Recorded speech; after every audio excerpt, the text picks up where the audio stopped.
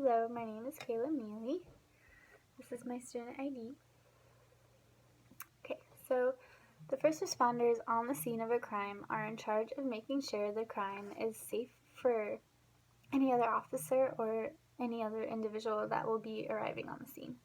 They should look for anything that might be dangerous, any sight, sounds, or smells. The first officer on the scene for a homicide case will be a patrol officer, and he or she will arrive usually right after the emergency call has been made. When arriving at the scene, the officer may have a calm environment where someone just directs them to a body, or it can be a hectic scene where the victim may or may not be dead. The perpetrator may still be on the scene or just escaping, and there may be many crying and screaming people. Whatever the case looks like, the officer has 3 steps to take. The first step is to determine whether the victim is alive or dead and make sure no other witnesses or victims are hurt. Arrange for any medical assistance if needed. The second step is to see if the perpetrator is still on the scene or if he or she escaped, and let other officers know. If the suspect is still on the scene and the officer can make a safe arrest, he or she should. But if the officer feels unsafe, wait for backup. If the suspect is arrested, the officer should wait for the homicide investigator to conduct the interrogation. And the third step is making sure the scene is safe, and the officer should detain any witnesses or suspects that were on the scene. The crime scene should also not be tampered with. As soon as the 3 steps are covered, crime scene control tape should be put around the scene until the investigation is over. The first responder should also take a crime scene log, which is names of people who may have certain items on the scene, like fingerprints or footprints.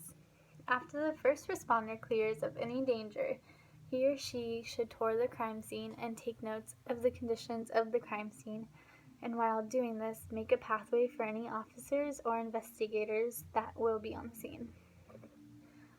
When the investigator arrives on the scene, the first responder should be able to answer questions like, what happened? What time did this happen? If the victim has been removed, where is the victim?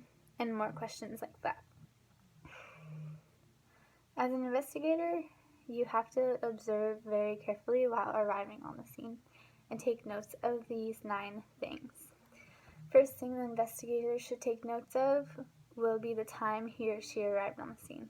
Second thing is to record the weather conditions outside and the lighting conditions. The third step is to record the first responder's name, his ID number, his unit number, and when he or she arrived on the scene. Fourth step is to ask the first responder the questions I already talked about earlier. The what happened, what time this happened, if the victim has been removed, where is the victim. Fifth step is to interview any other officers or rescuers on the scene.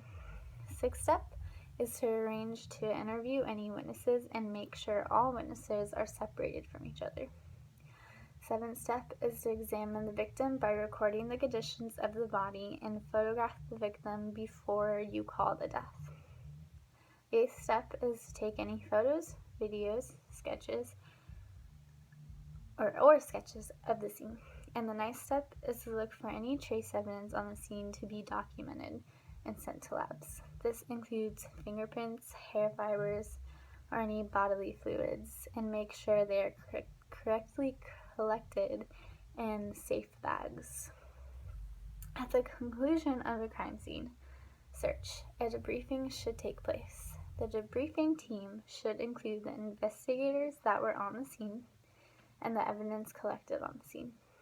The debriefing allows investigators to talk about the case together in case anyone has any input on the case.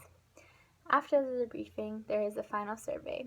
This final survey will include all of the information that has been collected by the investigators, and there also will be a final walkthrough to ensure all the information has been gathered. After all these steps, the investigator will release the crime scene information and it will be sent to the jurisdictional requirements for the scene. Thank you.